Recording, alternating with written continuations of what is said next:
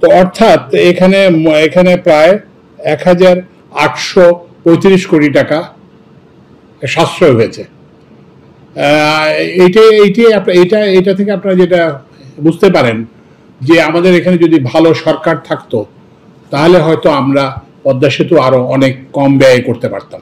এই পদ্মা সেতু প্রকল্পের সর্বশেষ প্রাক্কলিত ব্যয়, এটা তো বারবার রিভিশন হয়েছে আপনারা জানেন, সর্বশেষ প্রাক্কলিত ব্যয় ছিল 32,608 কোটি 5,52 টাকা। তো এখন এই যে বললাম যে ব্যয় সংকোচন নীতি এবং এগুলো প্রচেষ্টা করে, তো এখন আমরা সর্বশেষ চূড়ান্ত ব্যয় এখন দাঁড়িয়েছে 30,770 কোটি টাকা, 70,14 টাকা। তো অর্থাৎ এখানে প্রায় 1835 কোটি টাকা সাশ্রয় হয়েছে। এটা থেকে আপনারা যেটা বুঝতে পারেন যে আমাদের এখানে যদি ভালো সরকার থাকতো তাহলে হয়তো আমরা পদ্মা সেতু আরো অনেক কম ব্যয় করতে পারতাম।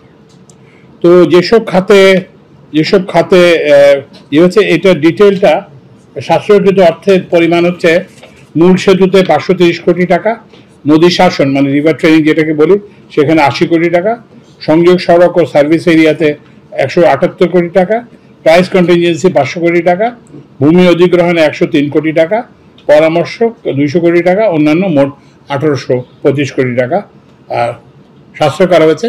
তো এর ফলে হচ্ছে কি যে আমাদের স্পেস, আপনি জানেন যে অনেক বেশি পরিকল্পনা অনুমোদিত হয় কিন্তু টাকা দেওয়া যায় না, বিশেষ করে যেগুলো অবহেলিত এলাকা, যেসব এলাকার বড় মুরব্বী নাই, বড় মন্ত্রী কিংবা নাই, তো তাদের কণ্ঠস্বরটা তো পৌঁছায় না। তো আমরা তো এখন এইটা একটা আপনারা জানেন যে এটা জনপ্রত্যাশার সরকার, আমি সব জায়গায় বলে আসছি, এবং এই জনপ্রত্যাশাটা কেবলমাত্র ঢাকার প্রত্যাশা নয়, এটা একদম প্রত্যন্ত অঞ্চলে।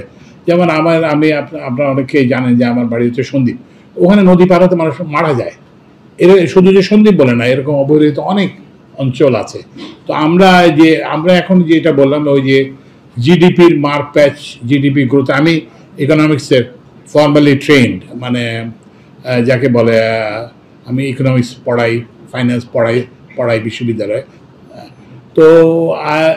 তো আমরা এই জন্য এটাকে যে প্রকৃত উন্নয়নে নিয়ে যেতে চাই, মানে ওই যে বললাম যে খালি একটা গ্রোথ রেট বললাম কিংবা পার ক্যাপিটাল ইনকাম বললাম, কারণ এই যে ধরুন এই যে 880 মেগার যে পাওয়ার প্ল্যান্ট, তো সেটা যোগ হয়েছে, এটা তো খরচ হয়েছে।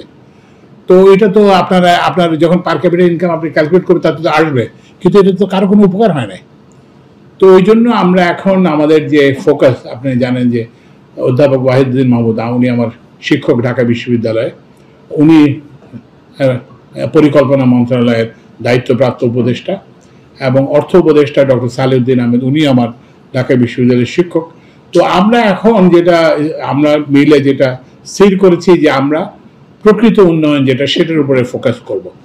জিডিপি ক্যালকুলেশন, পার capital GDP growth rate calculation, পার ক্যাপিটা জিডিপি, পার ক্যাপিটা ইনকামের গ্রোথ রেট, এগুলো হবে, কিন্তু আমরা এটা ইনশিওর করব যে এগুলোর সাথে সাথে যাতে মানুষের মানে জীবনযাত্রার উন্নয়ন হয়, মানুষ যাতে বিদ্যুৎ পায়, মানুষ যাতে সেবা পায়, যে কোনো সেবা। কারণ এই যে উন্নয়ন পরিকল্পনার লক্ষ্যটাই হচ্ছে একটা সেবা, যেমন এই যে পদ্মা সেতু একটা সেবা। আগে এখানে পারাপারে মানুষের দীর্ঘ সময় লাগতো, তারপরে কষ্ট হতো, এখন এটার ফলে এটা। ওই জন্য আমরা হচ্ছে যে ওই সাশ্রয় করে আমরা অনেক বেশি প্রকল্প করতে চাই, এবং যেটা প্রত্যন্ত অঞ্চলের অবহেলিত অঞ্চলগুলোর যে আছে প্রকল্পগুলো আছে, সেগুলোতে আমরা বরাদ্দ দিতে চাই।